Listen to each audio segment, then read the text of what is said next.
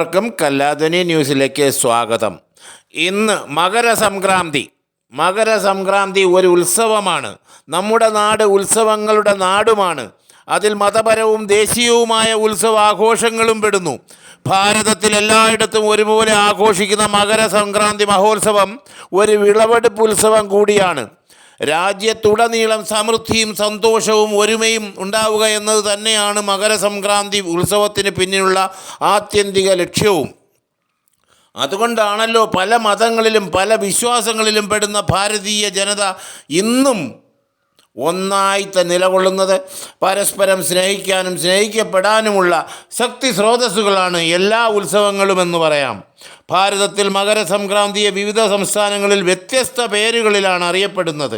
എല്ലാ വർഷവും ജനുവരി 14 അല്ലെങ്കിൽ 15 സൂര്യചക്രം അഥവാ സൂര്യസംക്രമണം അല്ലെങ്കിൽ സൂര്യൻ്റെ ചലനമനുസരിച്ച് ഈ ദിനം ആഘോഷിക്കുന്നത്. സൂര്യൻ മകരത്തിലേക്ക് മാറുന്നതിൻ്റെ ആദ്യ ദിനമാണ് മകരസംക്രാന്തി ദിനം. ഇത് ദൈർഘ്യമേറിയ ദിനങ്ങളുടെ ആഗമനത്തെയാണ് സൂചിപ്പിക്കുന്നത്. ജനങ്ങൾ പുതിയ കാലത്തെ വരവേൽക്കുകയും പുതിയ സംരംഭങ്ങൾ ആരംഭിക്കുകയും ചെയ്യുന്ന സുദിനം. സൂര്യചലനത്തെ മാത്രം ആശ്രയിച്ച് പിന്തുടരുന്നതിനാലാണ് ജനുവരി 14 അല്ലെങ്കിൽ അതിവർഷത്തിൽ ജനുവരി 15 ഈ ദിനം.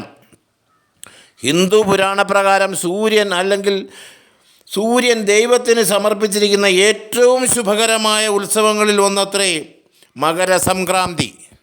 News desk Kalladhwani news.